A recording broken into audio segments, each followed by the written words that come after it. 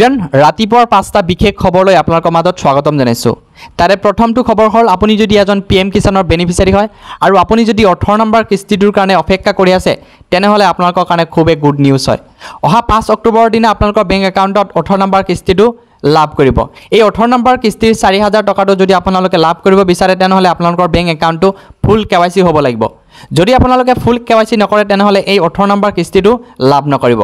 কাৰণ PM কিষাণৰ বহুতো beneficiary এই 18 নম্বৰ কিস্তিৰ পৰা বঞ্চিত থাকিব কাৰণ তেওঁলোকে এতিয়ালৈকে কোনো ধৰণৰ ফুল KYC কৰা নাই আৰু আপুনি যদি সেই লিষ্টত আছে তেনেহলে আপোনালোকে কেনেকৈ KYC কৰিব তাৰ বিষয়ে মই ডেসক্ৰিপচনত এখন ধুনীয়াকৈ ভিডিও দি থৈছো। সেই ভিডিওটো চালে মই আশা কৰোঁ আপোনালোকে ধুনীয়াকৈ নিজৰ মোবাইল ফোনৰ জৰিয়তে আধাৰ কাৰ্ডৰ OTP জৰিয়তে আপোনালোকে KYC কৰিব পাৰিব। যোনটো আপডেটলৈ যাওঁ, ৰাজ্যৰ লাখ লাখ নৱম শ্ৰেণীৰ শিক্ষাৰ্থীৰ বাবে ডাঙৰ খবৰ। শীঘ্ৰে নৱম শ্ৰেণীৰ শিক্ষাৰ্থীয়ে লাভ কৰিব এখনকৈ চাইকেল।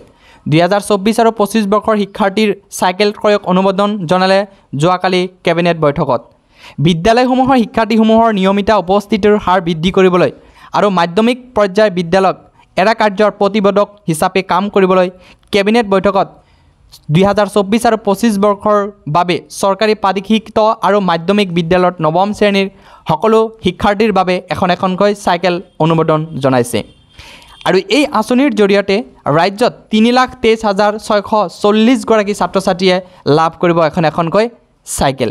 এতিয়া আগবাঢ়িছোঁ তৃতীয়টো আপডেটলৈ। তৃতীয়টো আপডেট হ'ল আপুনি যদি আত্মসহায়ক গোটৰ সদস্য হয় আৰু আপুনি যদি লাখপতি বাইদেউ হোৱাৰ যোনটো ফৰ্ম ছাবমিট কৰিব লগা আছিলে সেই ফৰ্মটো ছাবমিট কৰিছে, বাকী সুকলমে আপোনালোকে গছ পুলি ৰোপণ কৰিছে, এতিয়াও যদি আপোনালোকে টকা লাভ কৰা নাই তেনেহ'লে কেতিয়া আপোনালোকে টকা লাভ কৰিব?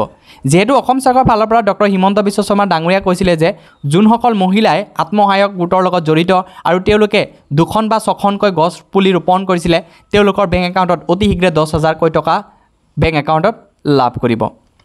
সো এতিয়ালৈকে যেহেতু আপোনালোকে টকাটো লাভ নকৰিলে তেনেহ'লে আপোনালোকৰ বহুতৰ মনত প্ৰশ্ন বা মোক কমেণ্ট বক্সত জনাইছিলে যে আমাৰ টকাটো কেতিয়া লাভ কৰিম, ফাইনাল ডেট এখন লাগে।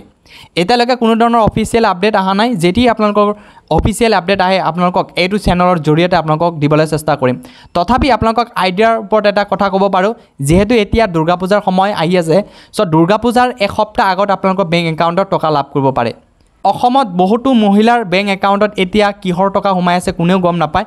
আপোনালোকে যদি একাউণ্ট চেক কৰা নাই অতি সোনকালে যিকোনো নিয়াৰেষ্ট CSP চেণ্টাৰত গৈ আপোনালোকৰ বেংক একাউণ্ট চেক কৰক, কিজানি আপোনালোকৰ বেংক একাউণ্টত তেনেকুৱা পইচা সোমাব পাৰে। আৰু যদি তুমি নিযুত মইনা আঁচনিৰ কাৰণে আবেদন কৰিছিলা তেনেহ'লে তোমালোকৰ প্ৰথম কিস্তিৰ ধন কেতিয়া লাভ কৰিবা?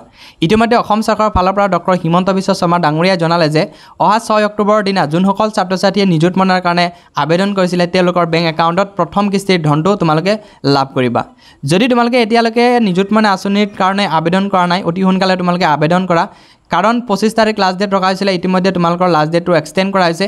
1 তাৰিখলৈকে তোমালোকে আবেদন কৰিব পাৰিবা। অতি সোনকালে যাৱতীয় নথি পত্ৰ লৈ তোমালোকে কলেজ আৰু ইউনিভাৰ্চিটিত নথি পত্ৰ লৈ কিনে আবেদন কৰাগে।